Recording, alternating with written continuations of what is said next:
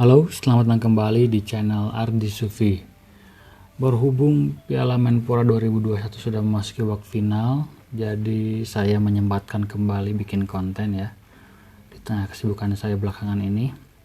Karena pertandingan final antara Persija lawan Persib leg pertama berlangsung cukup seru ya, dan banyak yang bisa dibahas lah dan bisa dianalisis oleh saya gitu.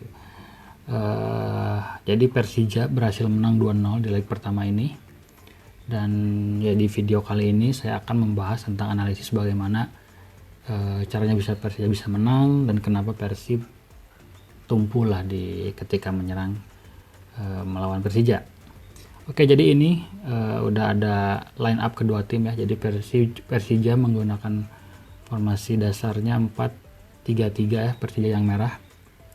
4 back di belakang, 3 di tengah, ada Mark Locke, ada Ibrahim Fatahari dan Rohit Chan, 3 di depan Rico Simanjuntak, Osvaldo Hai dan Taufik Hidayat. Sementara Persib formasi dasarnya pakai formasi 4-4-2. Jadi di belakangnya seperti biasa Supari Nasir, Nick Kuipers, Iqbal Nevo, Ardi Idrus. Di gelandangnya karena ada di Kusnandar di rotasi karena sempat mengalami cedera di pertandingan sebelumnya, jadi diganti oleh Farshad Nur dan Abdul Aziz. Terus di sayap masih pakai Fras Butuan dan Febri Haryadi. Di depan Ezra Walian dan Wander Luiz sebagai duet. Oke, langsung aja. Ini langsung ke proses golnya karena Persija berhasil bikin gol cepat ya. Bahkan golnya itu belum sampai 1 menit sudah bikin gol gitu, dan itu dicetak oleh Ibrahim Fatahari. Nah, ini situasi tangkapan layar dari broadcast Indosiarnya ya. Jadi karena dari kick off itu sempat pakai video drone, jadi nggak terlalu jelas, tapi kurang lebih Persija itu langsung menekan ketika Persib itu kan yang memulai kick off. Bola di Persib dulu, bola dari titik tengah langsung ke belakang. Nah, di belakang itu langsung mendapat press dari Taufik Hidayat. Nah, setelah muncul dari gambar dari broadcast kameramen Indosiarnya, langsung situasi seperti ini. Seperti yang kalian lihat, ada Nick Kuipers yang meninggalkan posisinya di posisi nomor 3 ya, posisi nomor 3 dia. Jadi biasanya kan Nick Kuipers itu di posisi nomor 3, sementara Iqbal Nevo di posisi nomor 4. Nah, tapi ini dia meninggalkan posisinya dan langsung berusaha menekan atau merebut bola dari Taufik Hidayat ya, yang dia sebagai penyerang tengah. Nah, yang menariknya di sini Ibrahim Fatahari yang seorang pemain gelandang nomor 8, dia langsung berusaha mengisi ruang kosong atau ya space yang diciptakan oleh Taufik gitu. Nah, menariknya di sini sebenarnya Farshad Nur udah berhasil mengcover dan Nick juga langsung melakukan situasi 1 lawan 2 untuk merebut bola dari Braif, tapi di sini yang mungkin antara kurang komunikasi atau Ibrahim Fataharinya yang memang lagi menjalani pertandingan terbaiknya lah dia di Persija. Jadi dia di sini tetap bisa lewat gitu. Ada bahkan kan di sini dia dijaga, selain ada Farshad dan Nick, ada Abdul Aziz, tapi dia berhasil tetap lewat pemain-pemain pertahanan Persib. Nah, sampai situasinya seperti ini. Jadi Braif berhasil lolos dari jeratan 3 pemain Persib dan terus dia passing ke belakang ya ke Rohit Chan. Rohit Chan terus ke belakang ke Mark Locke dan Mark Locke langsung ngoper ke Rico Simanjuntak. Nah, ini di sini yang menariknya adalah posisi Fras Butuan yang secara ideal dalam ketika bertahan dalam formasi 4-4-2 adalah harusnya ada di depan Ardi Idrus, tapi karena ketika dari Rohit Chan dipassing ke Mark Locke, jadi Freds justru yang berusaha merebut bola dari Mark Locke. Jadi dia meninggalkan posisi di sayap kiri, justru bergerak ke tengah. Jadi ketika dari Mark Locke dikasih ke sayap ke Rico Simanjuntak, di situ Ardi Idrus terlihat ya hanya sendiri di sebelah kiri pertahanan Persib ya, dan ada Marco Motta yang melakukan overlap. Ya Persija di sisi sebelah kanan berusaha melakukan overload ya, situasi 2 lawan 1. Nah, yang menarik sebenarnya di layar sebelah kiri seperti yang kalian lihat ada Nick, Osvaldo, Supari dan Taufik Hidayat. Nah, ini di sini nanti ada perubahan bagaimana Taufik bisa lepas dari pengawalan Supardi. Jadi kan kalau di sini terlihat ada Nick menjaga Osvaldo Hai dan Supardi menjaga Taufik. Ya, kalau secara default kan Taufik Hidayat itu sebagai penyerang tengah, sementara Osvaldo sebagai penyerang sayap kiri gitu. Nah ini seperti yang kalian lihat, tiba-tiba Taufik bisa lepas dari kawalan Supardi dan Osvaldo yang tahu Taufik Hidayat masuk ke tengah, dia melakukan mobilitas atau pergerakan ke tiang jauh ya, supaya ada space buat Taufik masuk ke arah depan kotak penalti. Dan ini sebenarnya sudah disadari sama Nick Kuipers, dan ketika Rico Simanjuntak melakukan crossing ke Taufik yang sudah terlihat kosong, Nick Kuipers berhasil memblok sebetulnya. Cuman di sini ada kecerdikan dari Bray Fatari yang melakukan bola rebound pertamanya lebih cepat dari Iqbal Nevo, sehingga dia bisa melakukan tendangan untuk mencetak gol. Oke, nah ini awal dari proses terjadinya gol kedua Persija. Ini terlihat situasi tendangan bebas dari Persib. Jadi memang awalnya itu dari tendangan bebas Persib yang justru langsung melakukan serangan balik Persija ketika mendapatkan bola dan berhasil bikin gol. Kurang lebih seperti ini situasinya. Farsad Nur yang pegang bola free kick, terus di belakang pemain Persib menyisakan 2 pemain, ada Supardi dan Ardi Idrus, sementara Persija cuma meninggalkan Rico Simanjuntak buat counter. Tapi skema counter Persija ini berhasil. Nah kita lihat seperti apa prosesnya ya. Oke, jadi setelah bola dibuang, bola clearance, ada Tony Sucipto yang menguasai bola dan mengoper bola kepada Rico Simanjuntak. Di sini kalian lihat dan harus kalian ingat, di sini ada Iqbal Nevo dan Freds Butuan yang posisinya ada di paling depannya, karena yang namanya ya bola mati pasti back tengah ya, dan ada pemain penyerang juga yang disimpan di kotak penalti. Tapi nanti ini berpengaruh ke situasi bagaimana terjadinya gol. Nah, jadi ketika Tony Sucipto melakukan operan kepada Rico Simanjuntak, di sini nggak tertangkap layar atau nggak tertangkap sama kameramen ya. Nah, di sini Rico langsung muncul. Nah, sebenarnya ada momen di mana Aziz dan Farsad Nur ini bisa merebut bola, karena ketika bola dioper dari Tony itu ya ada situasi 2 lawan 1. Tapi Rico dengan kecepatan kakinya mungkin bisa memperhitungkan bola dengan cepat, dan pergerakan lawan juga dia bisa terprediksi mungkin, sehingga dia bisa melakukan langsung operan ke Tony Sucipto. Di sini Tony langsung melakukan operan satu sentuhan ke Osvaldo Hai yang memang langsung melakukan lari ya di sebelah kiri. Di sini memang sebenarnya ada Ardi Idrus yang sebetulnya awalnya mengawal Rico Simanjuntak, dan dia juga langsung mengcover posisi yang akan diisi Osvaldo, seperti yang terlihat dari arah geraknya ya. Nah ini, cuman di sini ada kecerdikan dari Osvaldo Hai. Jadi ketika dia 1 lawan 1 dengan Ardi Idrus, dia nggak langsung berusaha masuk ke area area pertahanan Persib. Jadi dia justru delay dulu, tunggu Nofri Setiawan yang ada di sisi sebelah kiri pertahanan Persija untuk melakukan overlap.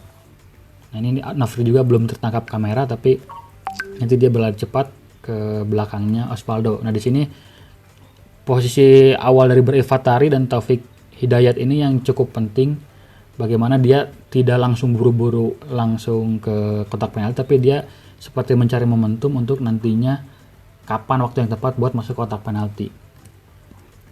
Oke, di sini langsung Osvaldo Hai begitu Nofri sudah naik langsung dioper, dan Rico Simanjuntak langsung bergerak ke sisi sebelah kiri untuk menciptakan situasi 1 lawan 2. Jadi Nick Kuipers melawan Nofri dan Rico ya. Di sini Braif dan Taufik juga masih belum terlalu buru-buru. Jadi kalau di videonya itu yang mereka itu nggak sprint cepat gitu. Mereka tuh kayak masih mungkin kecepatannya di antara 50 sampai 60%. Di sini Nofri juga langsung mendekati Nick Kuipers supaya ya terjadi situasi 2 lawan 1. Nah, ini seperti yang kalian lihat, Nick Kuipers sudah mulai kebingungan apakah harus mengikuti Rico Simanjuntak atau Nofri Setiawan, karena ini yang agak yang mungkin jadi kekacauan di lini pertahanan Persib adalah ketika kehilangan bola atau ketika melakukan transisi dari menyerang ke bertahan, mereka itu cenderung fokus ke bola.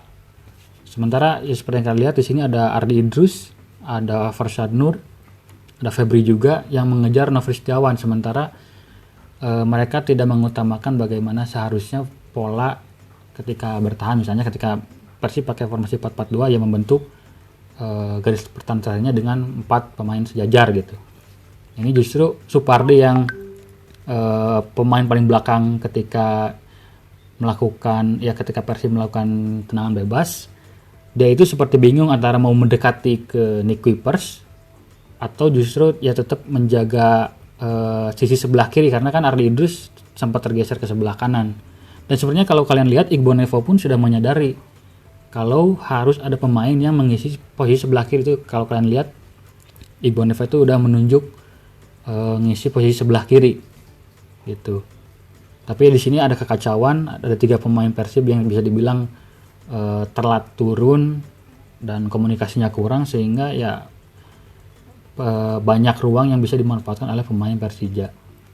Nah di sini ketika bola udah dioper ke Rico dari Nofri, langsung ditempel sama Nick Kuipers.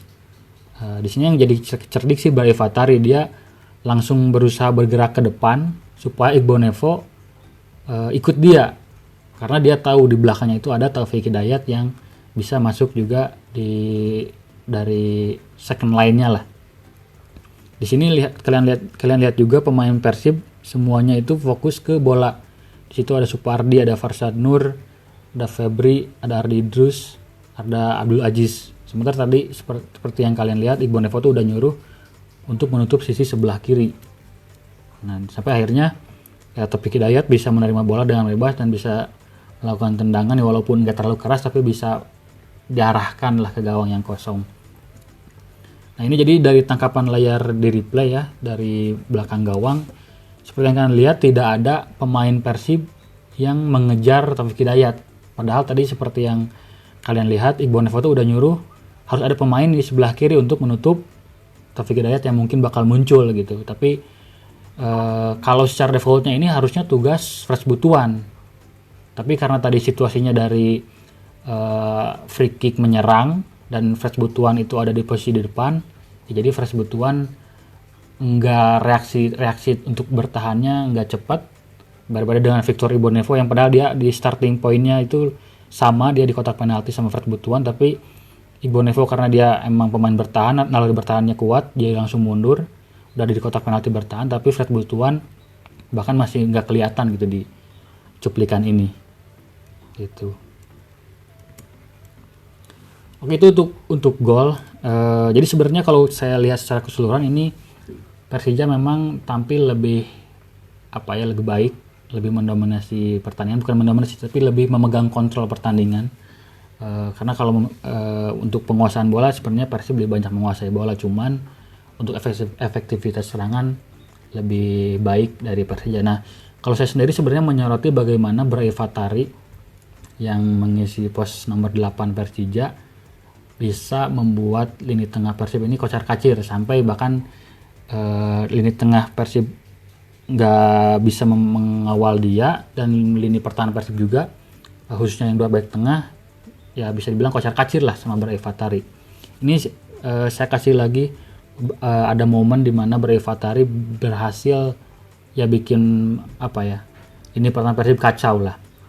Jadi ini Maman Abdurrahman ketika Persija melakukan build up serangan dari belakang, Maman Abdurrahman bisa naik sampai setengah lapangan, terus dia ngoper ke Nofri Setiawan ke sebelah kiri. Ini kalian lihat Bae Fatari di sebelah kiri ya, dia itu posisi defaultnya adalah sejajar dengan Rohit Chan di depan Mark Locke di posisi nomor 8 atau nomor 10. Nah ketika bola dioper ke Nofri, dia itu Nofri langsung berusaha ngoper ke Mark Locke.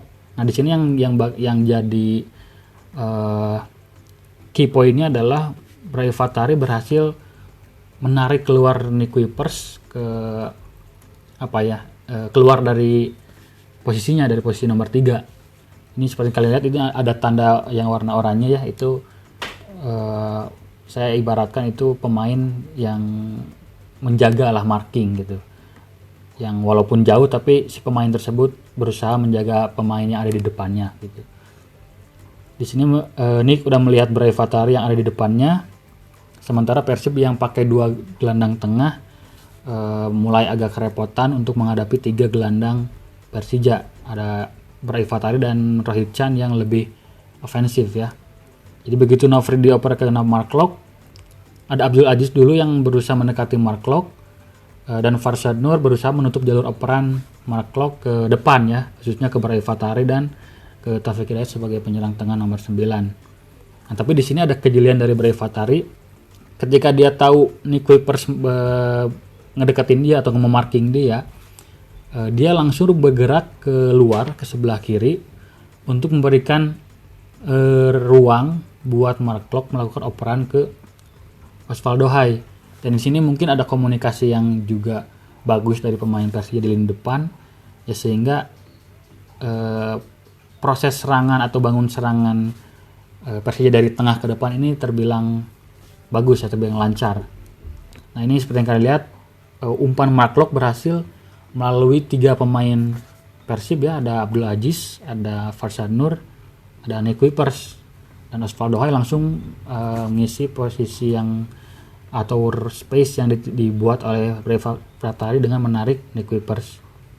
Nah, di sini langsung terjadi situasi 2 lawan 2. Tapi yang menariknya adalah justru Osvaldo Hai melawan Supardi yang seperti itu harusnya di sisi sebelah kanan tapi ada di tengah, dan Taufik Hidayat melawan Igbo Nevo gitu. Jadi ini dengan situasi 2 lawan 2 di depan kotak penalti yang kalau lewat itu udah tinggal lawan kiper gitu. Ya walaupun sebenarnya di peluang ini tuh yang gak jadi gol, tapi ini menunjukkan bahwa proses serangan Persija dari dari belakang ke tengah ke depannya itu cukup bagus, cukup baik dan cukup lancar. Nah, ini ada peluang lain dengan proses yang gak jauh beda sebetulnya, dari Maman Abdurrahman ke tengah terus sampai bisa bikin peluang. Nah, ini kalau tadi dari Maman ke sebelah kiri, kalau sekarang dari Maman ke sebelah langsung ke tengah. Nah, ini